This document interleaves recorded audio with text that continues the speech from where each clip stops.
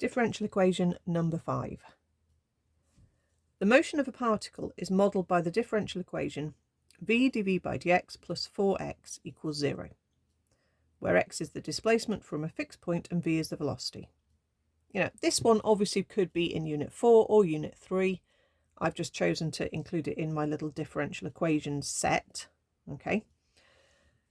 Because of this plus 4x here, it makes it a little bit more tricky to do the rearranging. And the first step is to isolate your differential term on one side, which means I need to hop the 4x across to be negative 4x on the other side.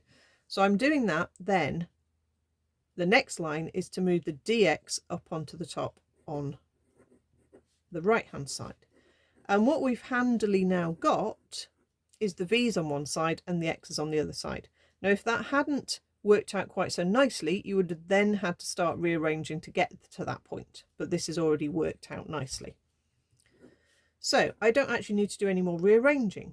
Okay, I can integrate, so v squared over 2 minus 4x squared over 2 plus constant. Obviously that will cancel out to be a minus 2x squared.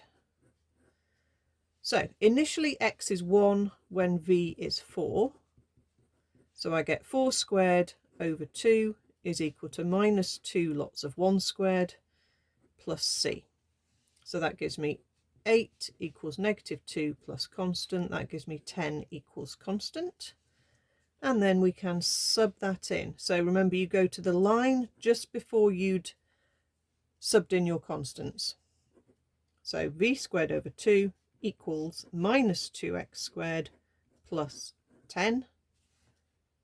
V squared is minus 4x squared plus 20. And look, that's it. That's all we've got to do. Just get it to that line. Okay, I suppose the trickiest bit of that was actually just knowing to start it, you've got to get your differential term on its own. So anything that's a separate term needs to hop across. Once the differential term is on its own, you can then take that bottom differential term up onto this side. The integrations were fairly straightforward and it all worked out quite nicely after that.